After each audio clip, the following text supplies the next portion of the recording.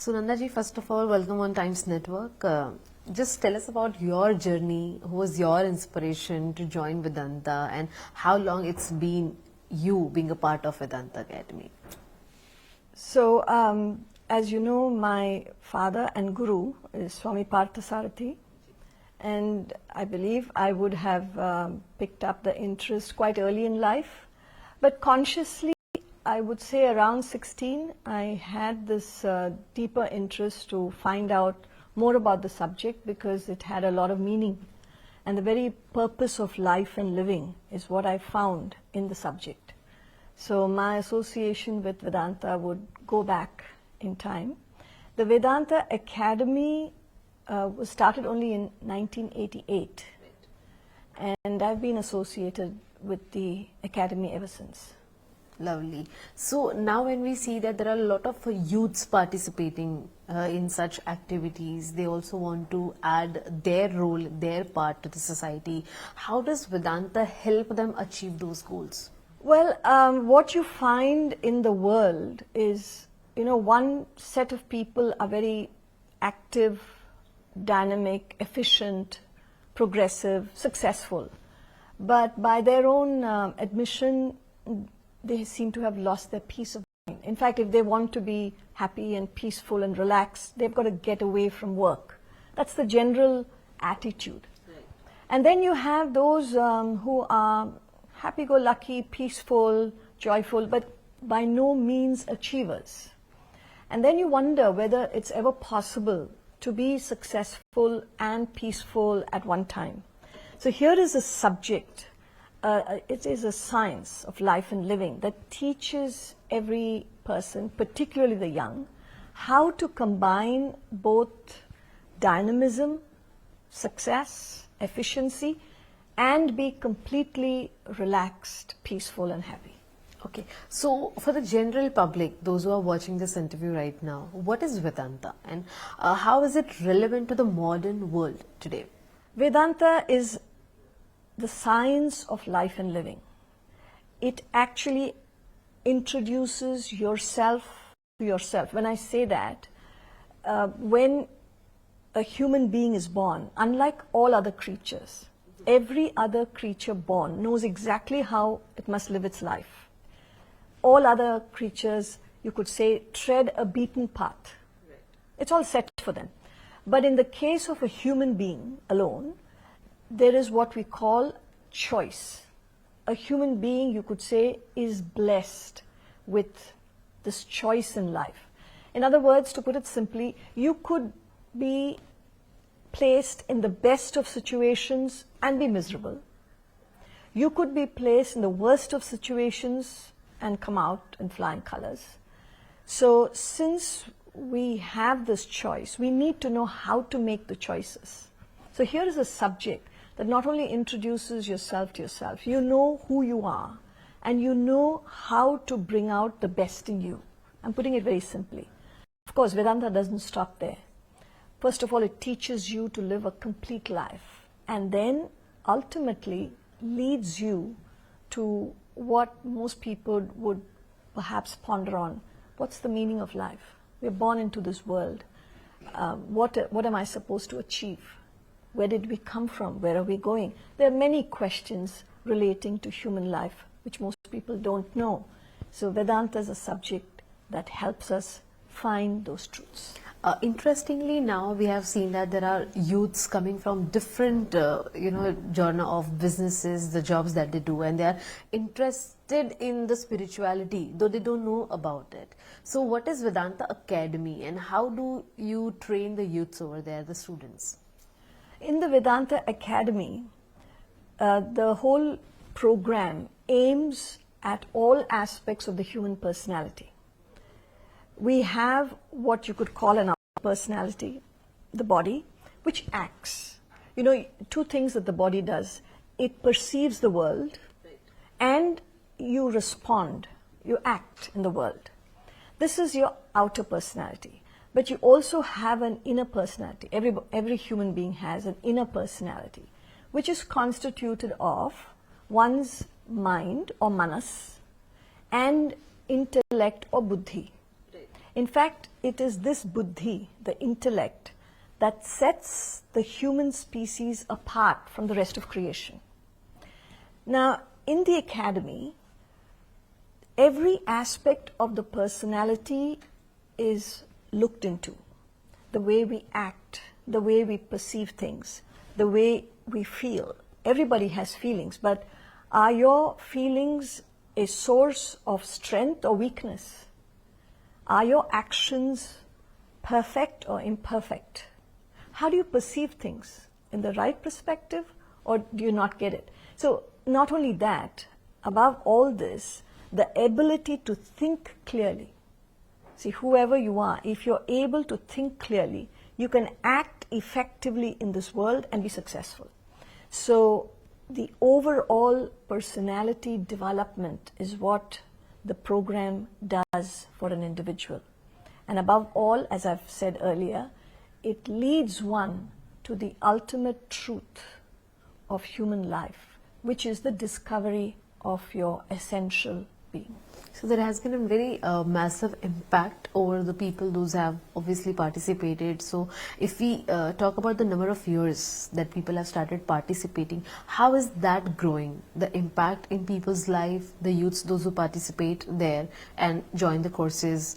So what is a massive change that we witnessed amongst them? Now, you know, in life, everyone faces challenges. It's how you face life. It's not what you meet in life, but how you meet things in life. So what would definitely happen to students who have been studying there, whether they choose to continue with their study, research, propagation of the Vedanta knowledge to the world, or they could go back to whatever they want to do in life. Now, you are in a better position. For example, if you go back into the world, you would put 2 executives in 1 chair. That would be the dynamism that you would gain by this knowledge. And at the same time, you're peaceful, happy, and content. Those who are with us, you know, helping with the research and study and propagation, well, they are able to serve and sacrifice as young people to spread this knowledge and help people help themselves. So this is by and large what happens when, you know, people take up this course, either on a permanent basis where you can serve society and humanity at large, or you could go back to your work and families and ensure that you're able to take on various things in life with grace, with efficiency, and peacefully. Swamiji, and you have propagated the knowledge of Bhagavad Gita. So how is this ancient sculpture knowledge is relatable to the modern world and impactful and connected? When we talk about the scripture, when we talk about the Bhagavad Gita, what the Bhagavad Gita contains is the philosophy of Vedanta. And I've already said, it's a science. So when we talk about a science, it doesn't change time or age, because a science only gives you laws of life. Laws remain the same. It was relevant to people in the past, it's relevant to people now, and it will continue to be relevant to people in the future, simply because they are laws of life. Like, for example, the law of gravitation. Correct. It was discovered at one time in the world, but it was relevant then. Even before it was discovered, it was relevant. And it will continue to be so, simply because it's a law. So what the scripture does, why it's relevant today, is because it gives us the laws of life, the laws pertaining to the human being, and with these facts, we should be able to live a peaceful and happy life. Since we talk about peaceful life, we also see in the modern world today, talking about the practical scenario which is there, we are seeing situations like wars, increasing rates of divorces, stressful life, depression, mental health issues are something that are talked about now, but those were not spoken about the same earlier. So how does Vedanta help or equip the people to deal with them? Now, as far as problems go, there will always be issues. It's not like people in the past had no issues. They had different types of issues and they were dealing with them in their own way. Today, the challenges are different. Now, Swamiji, my father, has written a book. It's called The Fall of the Human Intellect. And in that whole book, he explains, if there be problems in the world, internal or external, as you have just said, rightly so, it boils down to one fact: the fall of the human intellect. If you analyze any situation, it could be individual, it could be family situation, communal, it could be a natural situation or international. After all, the people who are dealing with it. So what is it that makes us fail to communicate to each other? So when emotions are high, when demands are high, when desires are high and uncontrollable, unreasonable, and the intellect, the thinking capacity in us is not sharp, not with, equipped with values, higher values of life, then you find there will be problems. And this could well be analyzed. I'm only putting it briefly, but there's a whole book that explains why we're saying so. To put it briefly, if there be individual problems or collective problems, as you have stated, there is but one source.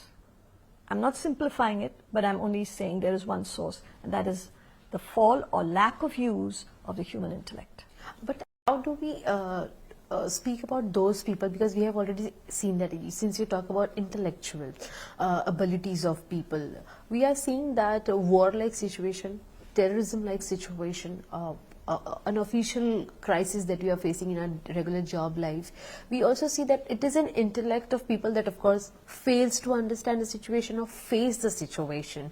Sometimes people do take wrong decisions and cross the boundary and increase their own trouble. So how do we control such people? In what can be the timeline? What are the areas that people need to focus that Vedanta teaches them? Now, we can't really generalize. We can't control the world. It's not possible to do that. Jesus Christ said, iniquity there shall be in this world. Iniquity, the right, the wrong, the good, the bad, honor, dishonor, joy, sorrow, war, peace. That's iniquity. There shall be in this world. He says, "Woe unto you if you be the cause." See, if each individual is able to attend to oneself, make sure that you are not the cause. And if every individual thought in that way, there would be far more peace than there is today. But we cannot control the masses. It's not possible. It works the other way. Start with yourself. So once you develop, see, there was one Christ, one Krishna, one Muhammad, one Buddha, one Mahavira. They influenced masses. So if you got to take responsibility of your life and what you contribute to society, then if each one thought in that manner, there could be a better situation. Equally, when we talk about life, peace of life, how do we see that? What is the ultimate goal of human life, and how does Vedanta leads you to achieve it? Now, what we are told by our masters is our original state is to be peaceful, blissful. That is our original state. Now, when you have no knowledge of your original state, you move into the world seeking happiness externally. But true happiness is within you. Whatever happiness you seek in the world, no doubt people find happiness, but it has a shelf life. It lasts for a while, and then it's gone. And then you start seeking something else, and this is never ending. You keep on searching for something. When I say that, the richest man in the world wants more riches. The most powerful person, not content, wants more power. We're not saying it's right or wrong, but the search never seems to end, no matter who you are. When you turn inward and find that happiness or state of happiness within yourself, that remains with you always. And this is the direction that the great masters have given us, to seek and find true happiness within oneself. It's possible, it may be difficult, but it's not impossible. Okay, so does the knowledge of Vedanta helps to reveal the identity of God?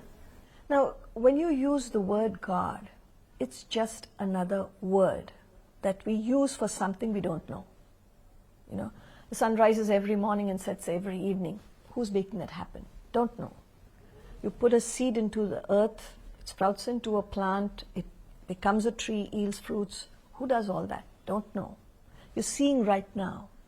You're able to see, you're able to hear. What's enabling you to see? What's enabling you to hear? Well, science tells you, goes up to the brain and the impulses that it would send to organs to make you see. But what triggers the impulses? Who's maintaining that? So there are many, many such questions which we don't know, and we use one word, God, as the, reason for everything. Now, when we say that, I don't know if you're aware, in mathematics, when you're solving a problem, you want to know the height of this room. You would say, let the answer be X. And then you apply the rules of mathematics and derive an answer until you say X is equal to 20 feet. Similarly, the use of word God is like using X. It's not known. But then you apply the principles, the laws of Vedanta philosophy of life and living, and derive the answer for yourself. So that's the way one should go in a practical, logical, systematic way and find the truth for oneself. What is this Godhood? They're all synonyms, whether you use the word God or truth or reality or the self in you. The Sanskrit terms are Brahman, Atman in you. They all mean the same. But that is each one's discovery. So what is unique in the approach of Vedanta, and how is it different from other spiritual paths? Now, in Vedanta, being a scientific approach, you're not asked to accept anything. You are told to question everything. Whatever appeals to your reason, makes sense to you, then you have to apply it in your own life, verify it, and make it your own. It works something like this. Food will give you strength, no doubt.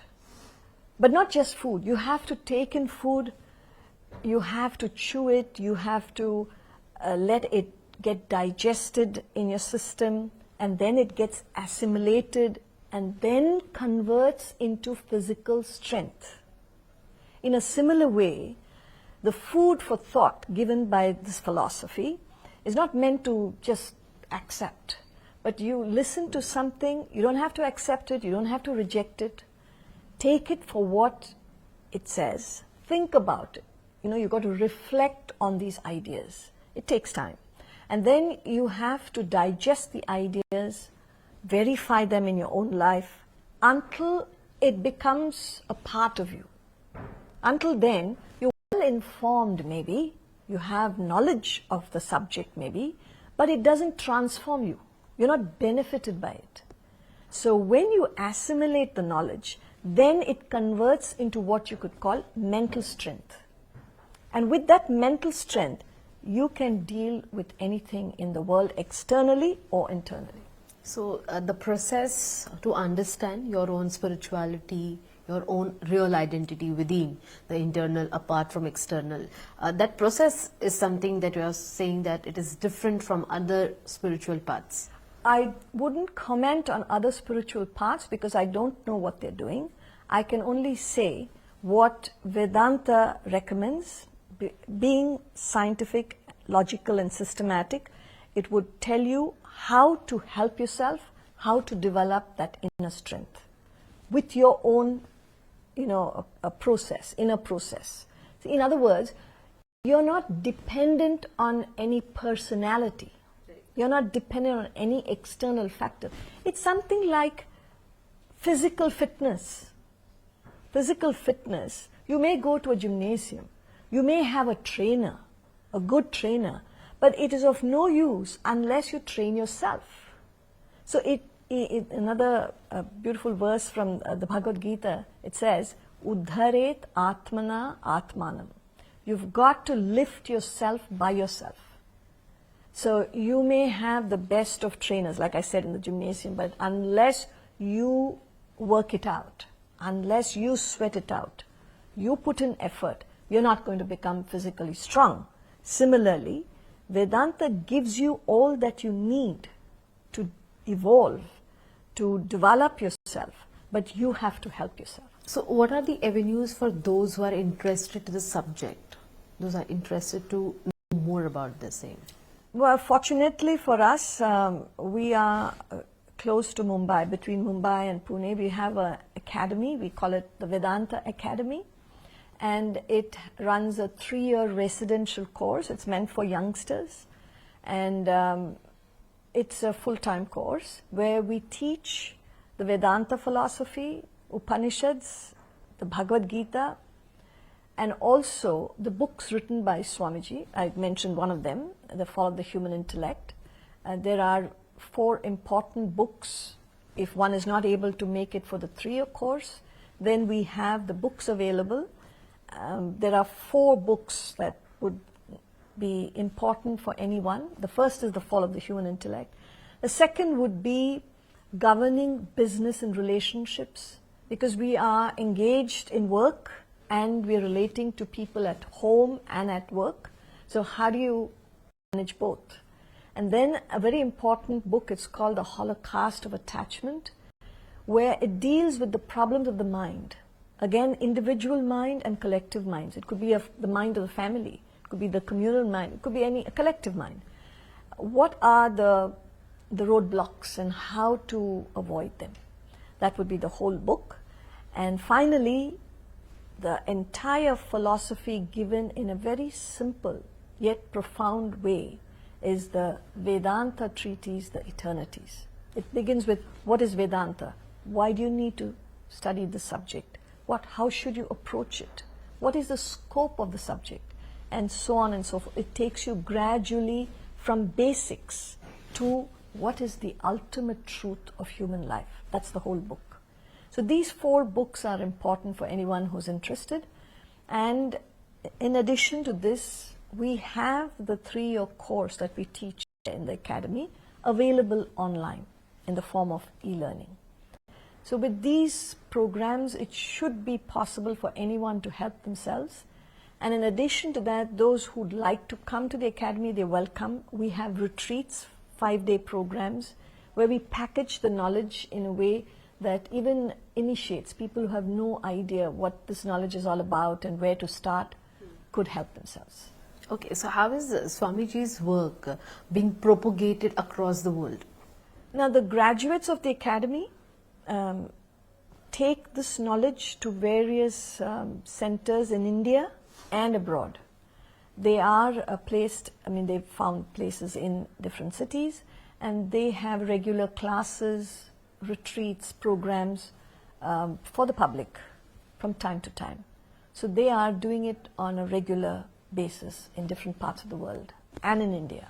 Well, talking about such a spiritual path that we choose from Vedanta, if I talk about, then how is it changing the minds of people? So, as I was asking earlier as well, from day 1 to the end of the day of your 3-year course, how does it change the individual's individuality?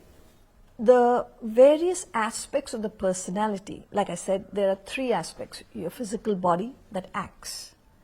Most people act naturally for themselves. You could say most actions are self-centered. But we live in society. We live with other people.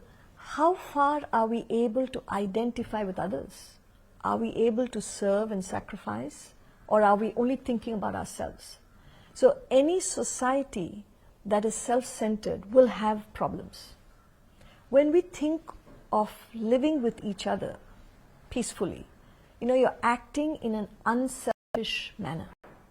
So how to convert self-centered actions into unselfish actions. That would be one part of the training.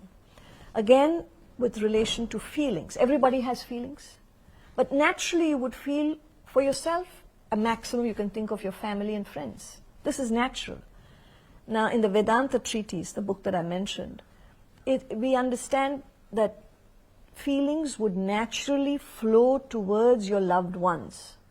There's nothing wrong with that. But what Swamiji tells us is, let your family or the unit that you feel for, identify, you're very passionate about, let that be the center, not the boundary of your interest. So you can change that. You will have feelings for your family and friends, wherever you are already feeling, But let that not be the center, not the boundary.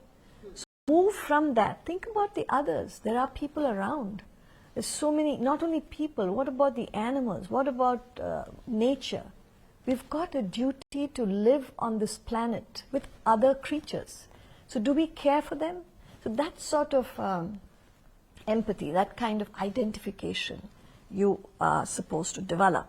And that's an opportunity to do that in the academy. And lastly, but most importantly, it's the clarity of thinking. So when you develop a sharp intellect, it's like having your headlights on. Even in a dark lane, the headlights of your car will help you traverse the distance safely. So similarly, if you have a sharp intellect, no matter where you are, you will be able to guide yourself safely through life. So this is the overall development that is offered in the Vedanta Academy. As we talk about the academy, we have seen that there are students in larger number, those who participate and get themselves trained. So that's one impact that Vedanta creates in their lives. How those students create an impact in the society? See, the only way we can create an impact in society is to live that life ourselves. This whole approach is not to preach, but to live that life, to lead by example. So when you live that life yourself, you see how practical it could be for others. And that is the way we have learned from our Guru, and that is the way we are trying to live that life ourselves. So by example, you will have created a great impact on people. Thank you so much, Sunandaji, for sharing your thoughts. Clearly, it changes our mind as well to have a prospect towards the inner spirituality that we really need to focus. And we also understand that how going on holidays, taking a small vacation is not the only break that you need. Thank you so much.